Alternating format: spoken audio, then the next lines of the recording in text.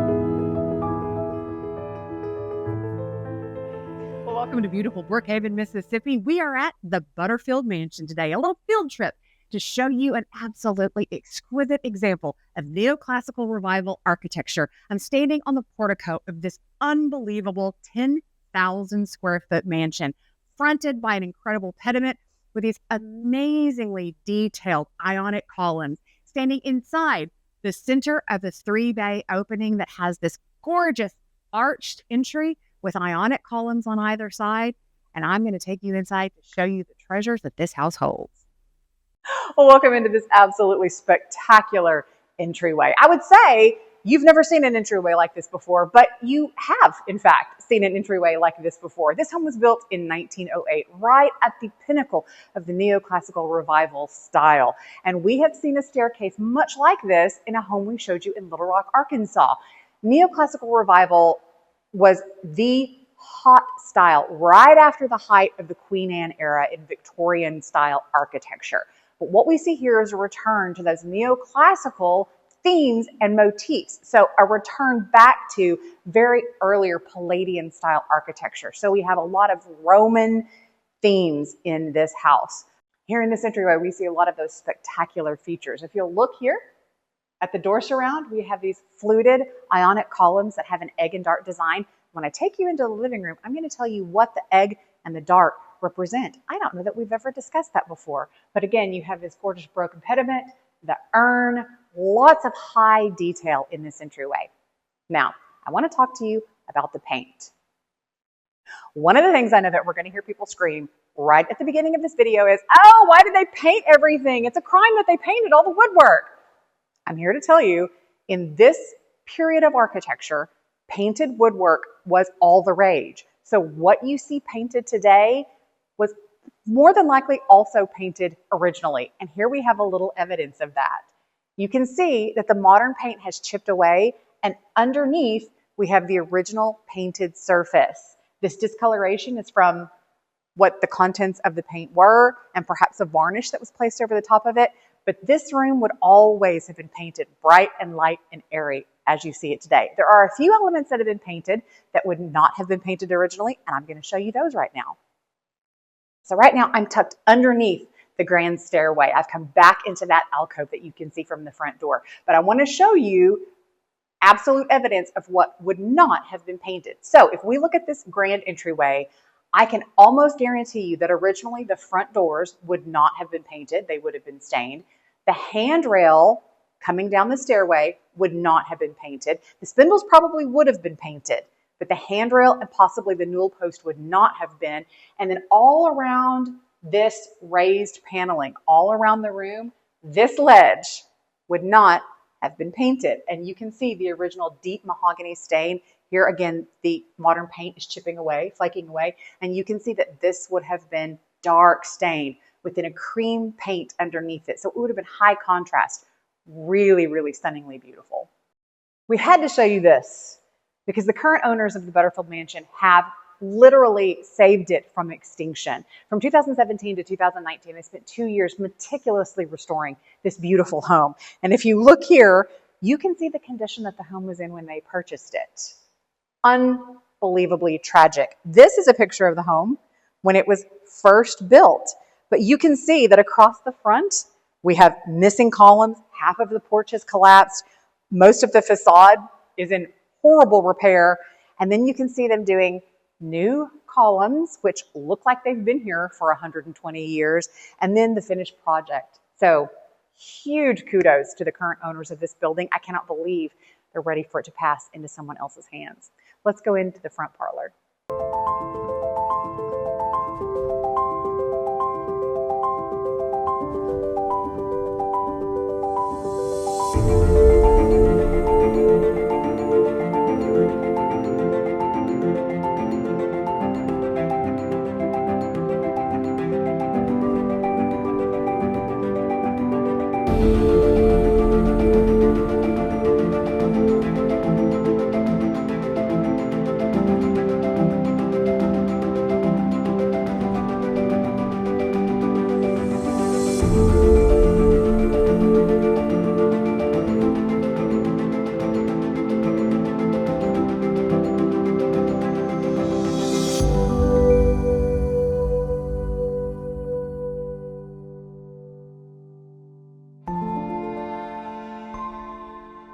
Well, here we are in the front parlor where guests would have been received. Again, we talk about this all the time, but one of the ways you can tell what would have been public spaces and what would have been private spaces are the finishes in the room. Look at the back. So when we walked into the entryway, we had that incredible broken pediment on that frontispiece on the entryway here. On the back side, we have an equally elaborate frontispiece from this part of the room. You'll see that we've got the dental molding. We have harps or lyres represented, and then we have egg and dart themes. So what do the egg and the dart represent? We've talked about egg and dart hundreds of times on this channel, but I realized today that I've never told you why that is an important theme. The egg in ancient Roman architecture, ancient Roman mythology, the egg represented new life and the dart represented death. So you have a representation of a lifetime all around your room. The finishes in this home were absolutely spectacular. Every one of these main first floor rooms has beautifully inlaid parquetry floors. But this front parlor has this incredible niche. Now, I have nothing to say about this niche other than look at it. Look how incredibly beautiful it is. It would have been placed here more than likely, very intentionally, to display a work of art. I don't have any facts to back this up, but these were often placed in homes to display works of art that had been gathered by the family when they went on a European tour, a grand tour, which was still very much in vogue in the early part of the 20th century. So if I'm just guessing, I'm thinking this is probably intentionally placed to put a beautiful marble statue, probably a copy of a great Roman, Grecian work of art that would have been proudly placed right there. Come with me into the solarium.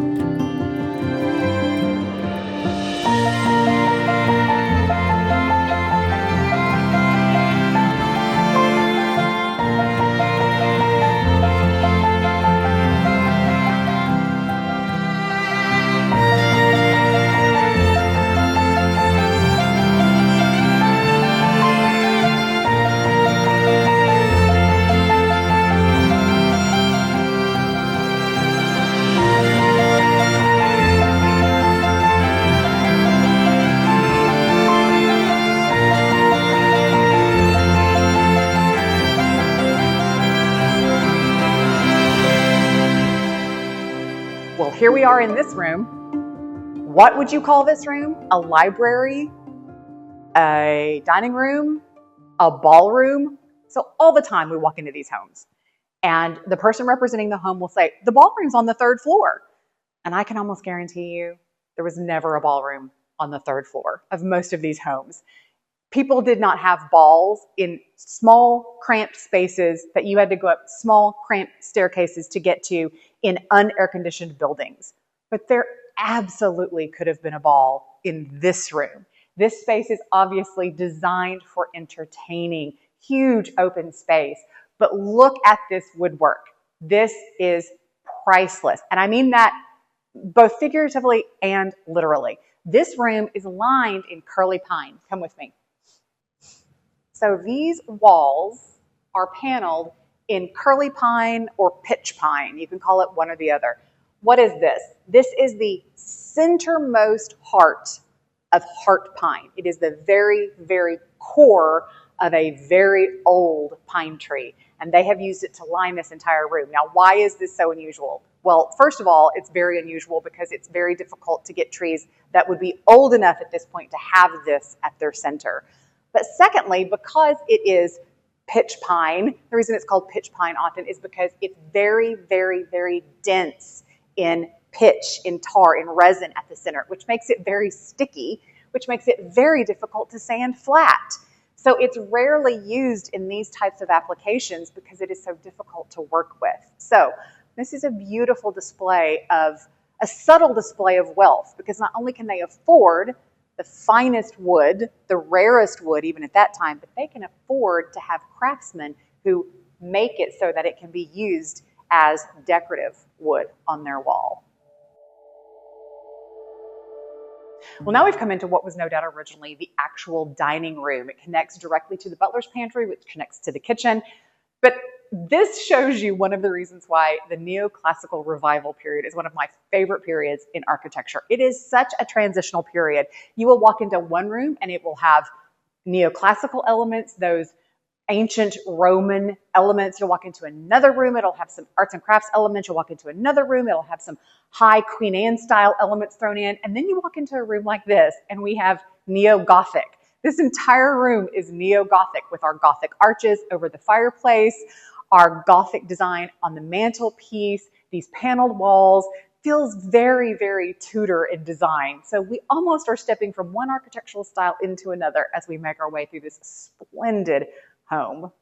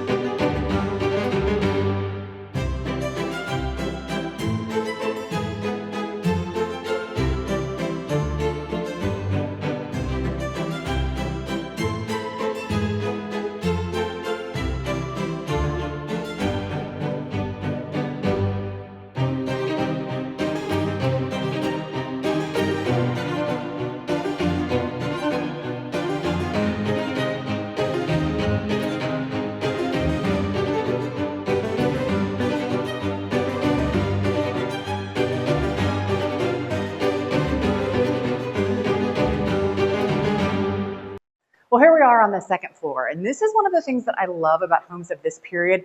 We really start to see the design elements be less differentiated between the public spaces and the private spaces. So we are in absolutely private spaces, but we still have gorgeous moldings, beautiful entablatures and architraves, obviously not as high style as downstairs, but still beautifully and magnificently done. And I love the view out of these walkout windows onto this Juliet balcony. Obviously, always intended to be a functional balcony because we have these box head windows that are probably no longer completely operational because of all of the paint, but still able to access that gorgeous front view across the massive lawn from these windows. Now I want to take you into the bedrooms and show you the beautiful work in there.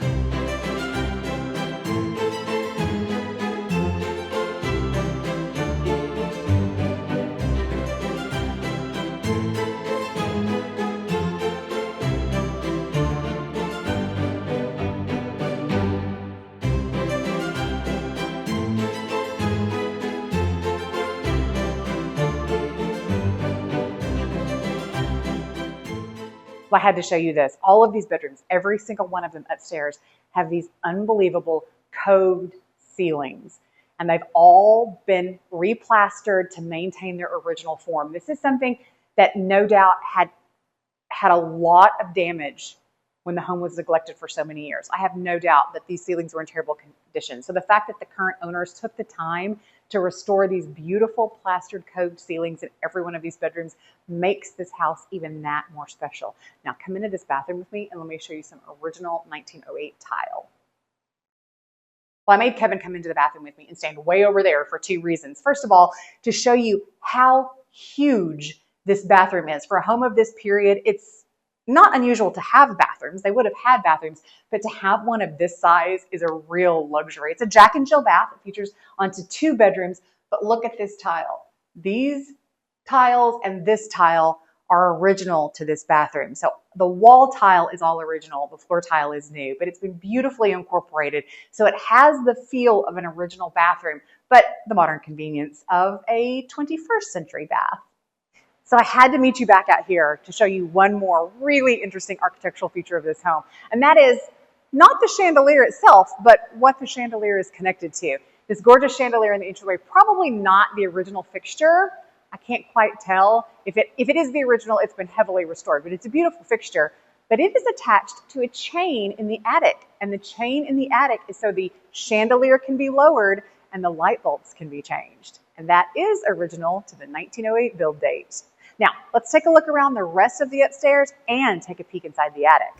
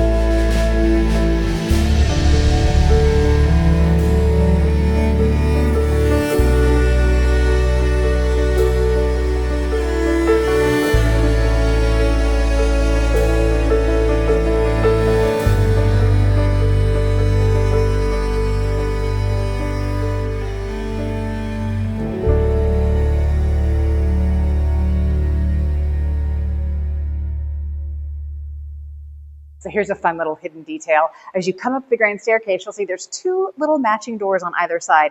The door over there is a faux door, but we have to have symmetry, of course. But this door opens to the servants' stair, which leads right down into the kitchen.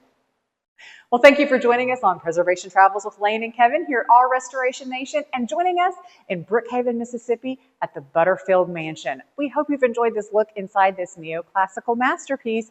And as is often the case, this one is looking for a new steward. This one is looking for someone to take care of it for the next 20, 30, 40, maybe even 50 years.